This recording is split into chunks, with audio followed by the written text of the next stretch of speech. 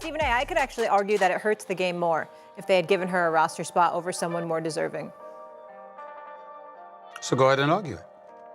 That's exactly what I'm saying, because I think it makes a mockery of the women's game. If the focus on, now we just have to have people because of marketing and their intention, and they're not as talented, and we're not putting the best team out there. Stephen A. Smith has finally had enough and has called out Molly Qerim, pointing toward what he describes as an anti-Caitlin Clark narrative, while Caitlin Clark herself has delivered one of the greatest rookie seasons ever seen. And now that her WNBA season is over, many of her earlier critics are suddenly backtracking and scrambling to justify why they tried to downplay her greatness in the first place. Even though figures like Stephen A. Smith and Shannon Sharpe have been keeping all the receipts from the very beginning, with Molly Qerim being labeled by many as one of the loudest early season critics of Caitlin Clark, even going as far as saying in June that it would actually hurt the game if WNBA rookie Clark was selected for the Paris Indiana Fever. As a rookie, ladies and gentlemen, put this in perspective. Caitlin Clark finished the regular season leading rookies in scoring, field goals made, three-point field goals made, assists, steals, and minutes played, and she led the league in assists and three-pointers made. Think about that for a second, and like Shannon says, ultimately, you first team, you one of those people. So we got And now she's trying to wiggle her way out of those earlier controversial statements, but Stephen A. Smith isn't letting any of it slide, keeping her firmly in check as the tension builds. And by the end of this video you'll clearly see exactly why Stephen A. has reached his limit with Molly's consistent Caitlin Clark criticism. Especially when you consider that Caitlin had already etched her name into the history books thanks to her legendary rookie season, breaking multiple records along the way and leading her entire rookie class in nearly every major statistical category, proving just how dominant she has been from the very start.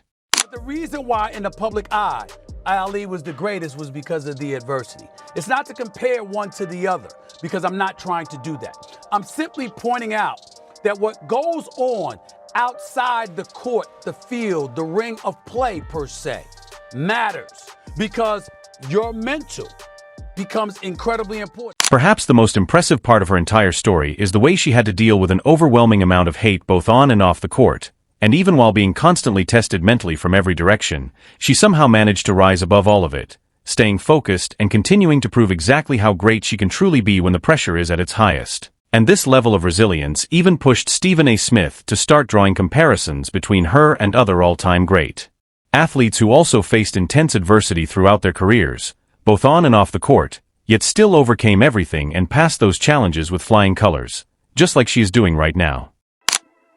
Nevertheless, for Team USA's game, rife with stars, expected to blow out their competition, they drew the worst crowd. Lowest attendance. Molly was one of the voices who openly threw shade at Caitlin during the early discussions around her place with the Indiana Fever roster, and she strongly believed that if Caitlin had been included on the Indiana Fever roster, it would actually lead to the game being mocked, claiming she simply wasn't talented enough at that stage to deserve a spot on the squad. But what makes this situation so striking is that the complete opposite ended up happening in reality, because Caitlin proved to be pure box office from the moment she stepped into the spotlight, and instead of hurting viewership, her presence, or in this case her absence from those early expectations, only highlighted her impact even more, as many people actually tuned in far less when she wasn't part of the conversation or the lineup, showing just how powerful her draw and influence on the game really is. It's about competition. It's about competition. It's about competition, right? Right? How does it feel, Team USA,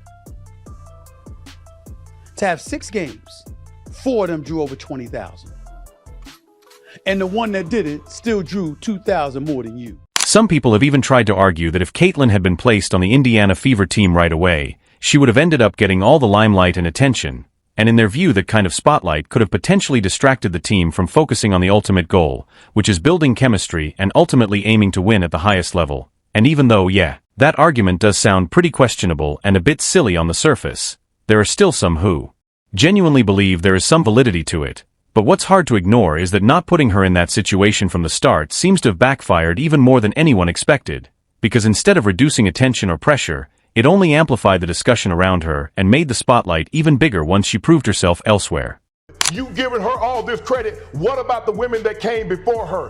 What the women came before her, what they did cannot be taken away. That ain't got nothing to do with Caitlin Clark. But there was a lot of people tried to make sure they keep Caitlin Clark in her place, because what you're doing, if you give her all this shine, you minimize what they done. Then you start to wonder, surely sharing the limelight would have been better than having no light at all.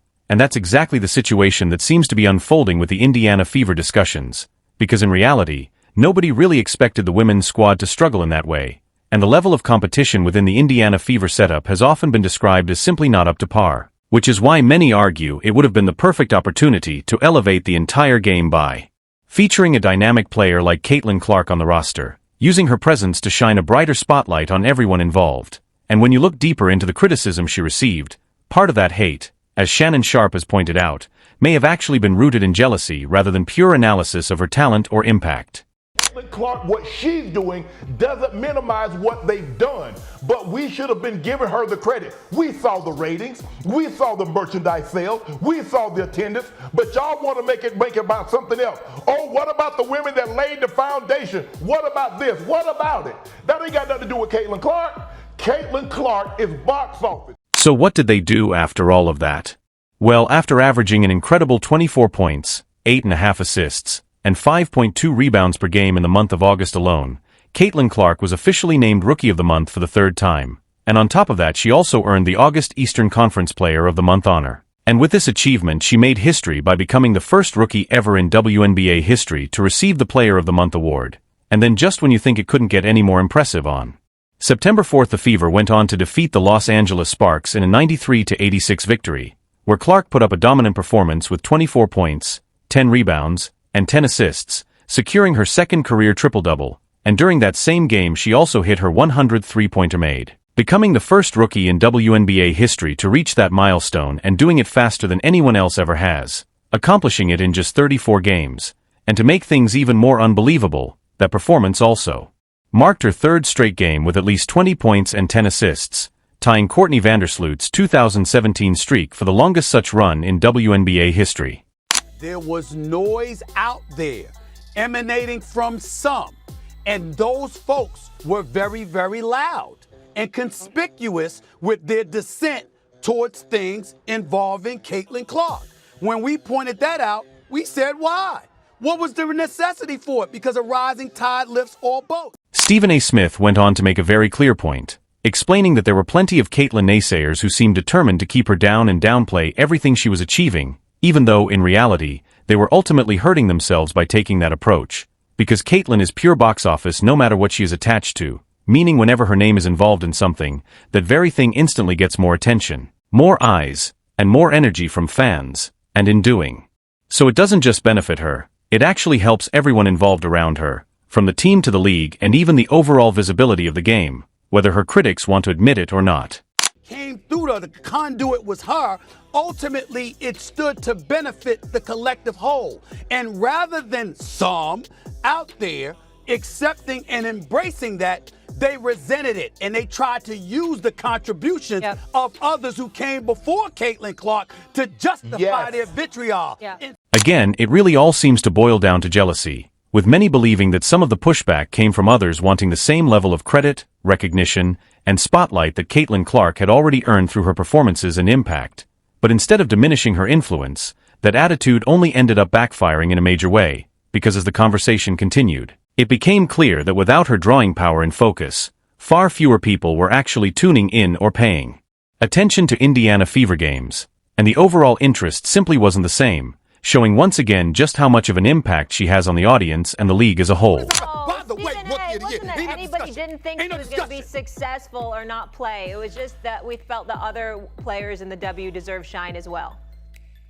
Molly, I said... Really, Molly? Wow. They jumped on us. They jumped on us, Molly. They jumped on us as a show. They jumped on us as a show when we talked about it. Molly was one of those voices who initially tried to downplay Caitlin's achievements, questioning her impact and minimizing what she was accomplishing on the court. But once those comments started to backfire and the reaction grew stronger, she then appeared to try and weasel her way out of what she had originally said, shifting her tone and clarifying her position. Yet by that point the damage was already done. And both fans and even some of her co-hosts weren't willing to let it slide. calling out the inconsistency and making it clear they were not having any of it, especially given how visible and undeniable Caitlin's performances had become. Look at that point. Look at how she played up until that point. Tracy Gray had only played one game before she went to the Olympics. She was outplaying Diana Taurasi.